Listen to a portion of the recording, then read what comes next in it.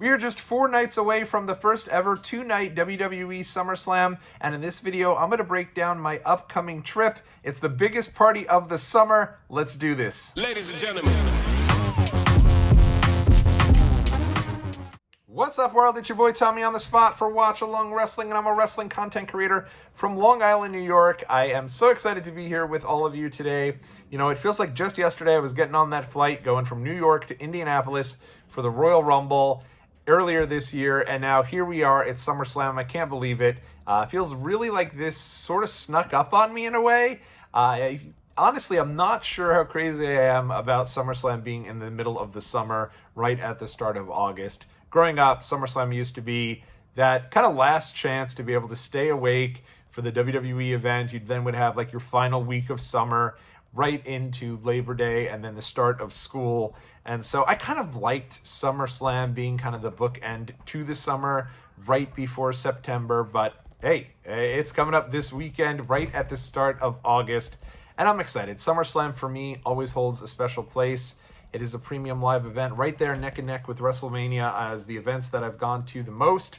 I've gone to the last 3 SummerSlams. Well, I guess this is going to be my 3rd in a row. I went to 23, 24, and now 25. But SummerSlam is also the first ever event that I was able to go to in terms of premium live events. My first ever live pay-per-view, SummerSlam 2002. And of course, it goes down as one of the best, if not the best, SummerSlam of all time. Rey Mysterio versus Kurt Angle. My favorite wrestler ever, Shawn Michaels, coming back to face off against another one of my favorite wrestlers, Triple H, in a street fight. Obviously, Brock Lesnar winning the title from The Rock for his first ever title win. It was just incredible. It's such a great show, and ever since then, there's just been something really nice about SummerSlam. Even prior to that, like I remember going out to the beach with my family as a kid, and we'd all get together and spend the day out there, and then we'd make sure I got home a little earlier so we could gather up in front of the TV. My dad would barbecue, and we would watch SummerSlam together as a family. It really is. There's something about that feeling of SummerSlam that I thoroughly enjoy, and this year should be no different. I'm very excited for it. It is a little bit different with it being so close, right? Like normally you would plan out everything ahead of time when you're going on a trip, wanting to go see some of the sights and sounds. I know most of the sights and sounds, right? New York City isn't really that far from New Jersey. I've been to the Meadowlands many times. My buddy has season tickets to the Jets. So Jets, just like Michael Cole says, I'm there quite often. And it's fun. I'm excited for this, but it's a different type of excitement because I feel almost like I'm able to do more wrestling-related activities with it not being a wrestling trip, so to say, but more so being a wrestling event sort of in my backyard. So let me break down everything that I have planned. And it's a strange SummerSlam also from a perspective where it almost feels like WWE. It almost snuck up on WWE a little bit as well. Last year, you had The Undertaker One Dead Man Show. You had Sami Zayn and Friends. You had the Damian Priest premiere for his WWE 24 special at the theater. And they had a ton of events in and around SummerSlam. This year, they don't have much. They did have the WWE Late Night that was canceled. I think, honestly, I don't think that the audience at WWE, first off, it was in between the 2 nights. I know they were trying to recreate what they did in Vegas. I don't know how much the roast really got over with the majority of WWE fans. I don't think that there's as big of an audience for it as they had hoped. And so here, obviously, that show has now been canceled. And that was really the only extra event that you could have gone to that wasn't like, for example, they do have like some superstar brunches, which as a kid, there was like nothing I thought would be as cool as the the Bagels, Bacon, and Biceps brunch. I just always thought that would have just been the coolest thing in the entire world. As a kid, I used to go to a lot of the New York Knicks events. My friend's dad worked for Delta, and so we got to go to this New York Knicks luncheon every year. And the idea, so you'd have like a Knick sit at the table with you, and then afterwards you'd go for like an autograph signing. And the idea of being able to do that with wrestlers sounded like the coolest thing in the world, but not going to be doing it. I think it's something like $450 for each one of the sessions. I think the first one is with Penta and American Made, and the second one is with Raquel Rodriguez and Roxanne Perez. Not doing those, but those do sound like fun. I think the only premium add-on experience that I am considering is the Superstar Tryouts. I feel like it'd be fun to kind of check out. That's $55. That is on Thursday. And part of the reason why I'm considering that is because Thursday is typically the day where the Superstore opens. I always like to get out there on Thursday, see everything a little bit early it sounds like, and I think things may change, that there is no Superstore opening on Thursday, but rather on Friday, which seems really rushed. And I think Friday is going to be an absolute zoo over at that Superstore. But it doesn't seem like you're able to go ahead and get in there until Friday this year. Now, I do think there's a chance that MetLife Stadium is going to have a Superstore on Thursday. There's a chance myself, I'll be heading over to the New York Jets. I think it's the New York Jets training camp. My buddy has tickets very early in the morning for that. So on the way back, maybe we'll shoot over to MetLife Stadium, see if they have anything set up for SummerSlam. But if not, the SummerSlam Superstore is official for the American Dream Mall, which is right next to, and you could literally take a bridge to get over from MetLife Stadium. So you could either park there directly, or you could park in the MetLife Stadium parking lot and walk over there. A lot of times when you go to like Jets or Giants games, if it's really popular, they'll actually have you park at the mall and come take a shuttle over to the Jets or Giants games. So I do expect that's going to be crazy. That is something they're calling SummerSlam Takeover, which sounds great. It is very weird and totally strange that if you look on WWE.com, if you look at all of WWE's social media, any show that you've watched on WWE, you would never have known this was existing. They have not promoted this. They have not even given out locations or anything, any details really, except for like a press release that they sent out to people who are on a mailing list. But for the most part, you have not heard anything about this. And this SummerSlam Takeover it has the Superstore. They have like a memorabilia room or two, I think, that they're going to be setting up, which is, I think they said they're going to have like Jey Uso's sunglasses on display and Stone Cold Steve Austin's vest. Sounds very cool. They're going to be doing some box breaks for tops, and also that's where you're going to be doing your premium autograph signings, your meet and greets, your photo ops, as well as your autograph signings. So I will be there at some point this weekend. I'm not sure when that's going to be, but of course I'll go and check it out. I'll record some footage for all of y'all and hopefully actually get a meet and greet or two. Obviously, with this being local, my kids are also around. They're big wrestling fans, specifically my daughter now, who's getting a little bit into the age where she can really appreciate being a wrestling fan.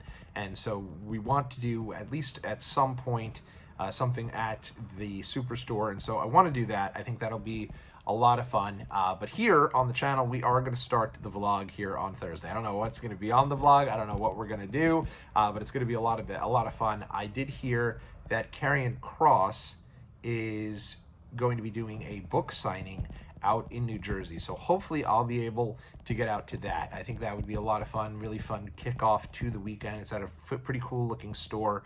So that right now is the plan for me for Thursday. I think it's something like $30 to get the autograph, and then you obviously also get the book. So it's kind of the cost of the book anyway. So it would be cool. Karrion Kross, I've become obviously a fan of his over the last few months. I feel like his interview with Ariel Helwani, for me, really showed what a real pro's pro he is, and he's kind of come up the old school way, wrestling on the independents for many years, and then finally getting his opportunity with WWE. So real excited that he has a match on SummerSlam, and I'll be looking forward to that.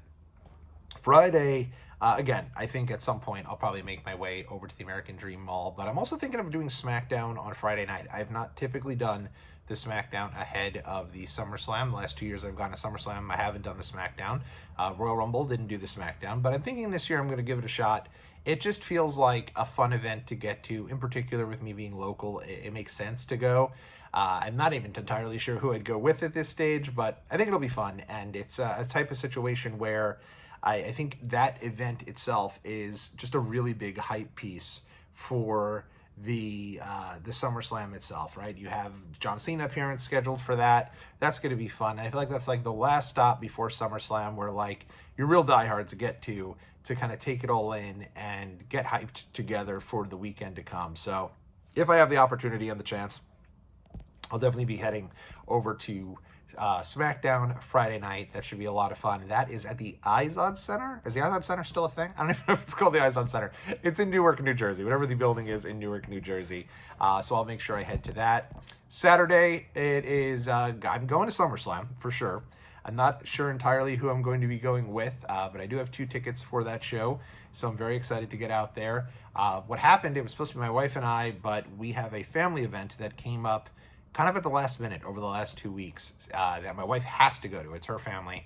I probably would go, but it's SummerSlam and obviously have tickets. So instead, I will be going to the first night of SummerSlam. Family totally understands and is supportive of that. So I'm grateful for that, but I'll be doing that. I don't know who I'm going to be going with, but the SummerSlam card, I think, is so stacked. The problem is that I feel like the excitement for Sunday is way up here and it's only growing. Like, I've started to see the tickets are starting to creep up for Sunday. Everyone is so excited and pumped and stoked for Sunday. And the reason for that is because of John Cena. I think that it's starting to sink in. He's only got a handful of dates left. This is his final SummerSlam. This might be his final appearance in the tri-state area. I don't see anything on the schedule for him for New York. He's not going to be at the Barclays Center on Monday night, and nor is he going to be in, Connecticut area, anywhere really close. I don't even think he's on the schedule for Philly on August 18th. So this is kind of it. You want to see John Cena, you get there on Sunday. So everyone I've spoke to who I've tried to see if they're down for SummerSlam, I was like, yeah, I'm definitely down, but I really got to save my money and go to SummerSlam on Sunday. That said, SummerSlam Saturday is a great card. I'm excited for it. I want to be there for the whole thing, and so I definitely will enjoy that. It's a great card. Maybe I'll take my daughter because it's a great card for her. All of her favorites. She's a big fan of Jade Cargill, big fan of Tiffany Stratton. That matches on Saturday. Obviously loves Roman and Jey Uso. Is awkwardly a fan of Gunther. So I think that if Punk were to beat Gunther, everyone would be so happy. She'd be kind of down in the dumps, but I know she'd be stoked to go to that. So that might be what I end up doing on Saturday. I guess that remains to be seen. And then Sunday, the whole fam, we're all going on Sunday. That is going to be great. We are doing I believe we're going to try to hit up the Superstore and kind of get our last minute merch, especially if we can't get there on Friday. That'll be the plan for Sunday. Whole family going. Really excited for that. My brother-in-law, Deej, who you saw if you watched the vlog that I put up from 2018, he was celebrating his 18th birthday at the time. And, he's somebody who I've gone to so many shows with, so he is locked in to come with us on Sunday. And I can't wait. I'm so excited for that. It'll be great to have the whole family together and enjoying that live. And we have good seats for it as well. So that is kind of the main event. But then Monday, right in my backyard here, Brooklyn, New York, not all that far, hop, skip, and a jump away from Long Island, is Raw. And I have not been to the Barclays Center for a show in quite some time. I'm trying to think. I don't believe I've gone to a Barclays Center show, and I might be wrong on this, but I think I haven't been since Survivor Series 2021. And that used to be the mecca for all things SummerSlam. You think about it, they did SummerSlam at the Barclays Center from 2015 through 2018, and all of the adjoining events around WrestleMania weekend in 2019, all at the Barclays Center. So if I have the chance, my plan is to keep things going, keep the party going, and heading out Monday night to Monday Night Raw, kind of the send-off for all things SummerSlam. But it should be great. I'm really excited for it. It's going to be a great weekend.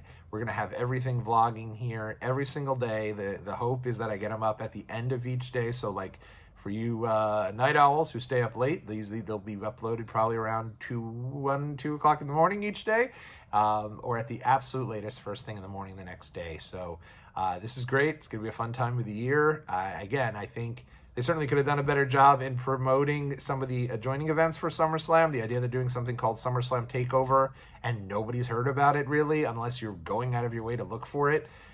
Even they're now starting to kind of upload some of these meet and greets for some of the more popular acts. Like today, they just uploaded Jey Uso. They added Stephanie Vacour. So everything is coming together. But that list of those first batch of meet and greets that they put out, holy smokes. It was like a couple of legends who were also at WrestleCon.